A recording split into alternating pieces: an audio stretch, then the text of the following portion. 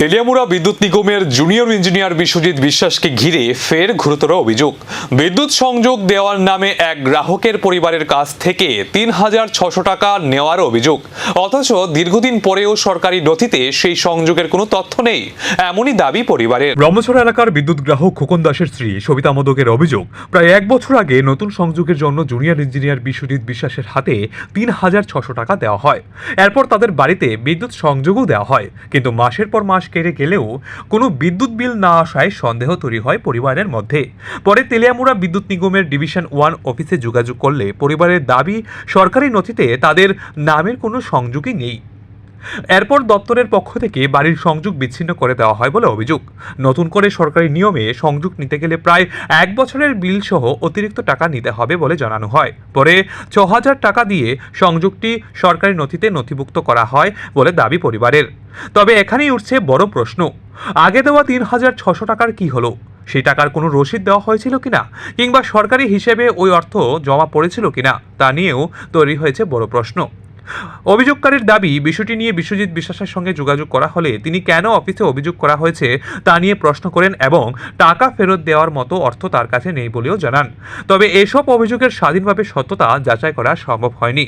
এদিকে স্থানীয়দের একাংশের দাবি, সংশ্লিষ্ট জুনিয়র ইঞ্জিনিয়ারকে ঘিরে এর আগেও একাধিক অভিযোগ উঠেছিল।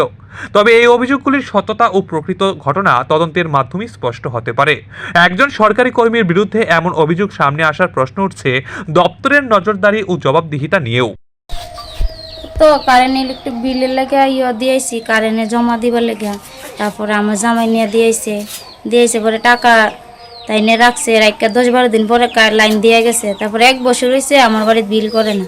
তারপরে আমি পাঠাইছি বিল করবার লেগে, তারপর আমিও গেছি, কইছে মিটার নিয়ে ভিডিও করে নিয়ে দেখাইতাম। তারপরে দেখাইছি, এবারে কিছু কইছে না। এরপরে আমার জামাইরা পাঠাইছি, পরে তাই নিয়ে গিয়ে কইছে এইটুকু স্যারেরা কইছে পরে তোমার তো নাম হই নাই, এই কথা কইয়া তাই নিয়ে লাইন কাটটা দিয়ে গেছে। তাইনে বলতে এইটুকু স্যার, আচ্ছা এইটুকু স্যারের লোক পাঠাইয়া লাইন কাটটা দিয়ে গেছে। আচ্ছা, তারপরে মানে প্রথমে আপনার স্বামী কার কাছে টাকা দিছিল? বিশ্বজিৎ স্যারের কাছে। আচ্ছা, তারপরে দিয়া কত টাকা দেওয়া হয়েছিল? 3,600 টাকা। আচ্ছা, তারপরে লাইন দিছেনি? দিছে। এরপরে কি হয়েছে? এরপরে দিয়া 1 বছর পরে বিল করে না। তারপরে আমি কইছে ভিডিও করে নিয়ে দেখাইতাম মিটারটা, দেখাইছি, তারপরেও বিল করে না। তারপরে ফোন করি, তাইনে ফোনও ধরে না। একদিন ফোন ধরছে বিশ্বজিৎ স্যারে, ফোন ধরে না। এরপরে তাইনেরা আরেকদিন ফোন করছে, আমি আম্মু সোমবারে আম্মু। তার সোমবার যা আয়ে না। তারপরে আমি কইছি অফিসে গিয়ে কথা অফিসে গিয়ে কথা কইছে। পরে এইটুকু স্যারের গিয়ে কইছে, স্যার এমন তো বিশ্বজিৎ স্যার লাইন দিয়ে গেছে, এখন তো বিল করে না। তোমার তো নাম হই নাই কম্পিউটার, তো নাম হই নাই, মানে অফিসের কোনো রেকর্ডে নাম নাই আপনার? ৩,৬০০ টাকার হিসেব কোথায়? সরকারি নথিতে সংযোগ না থাকার রহস্যই বা কি? অভিযোগের তদন্তে এবার কোন তথ্য সামনে আসে, এখন সেদিকেই নজর।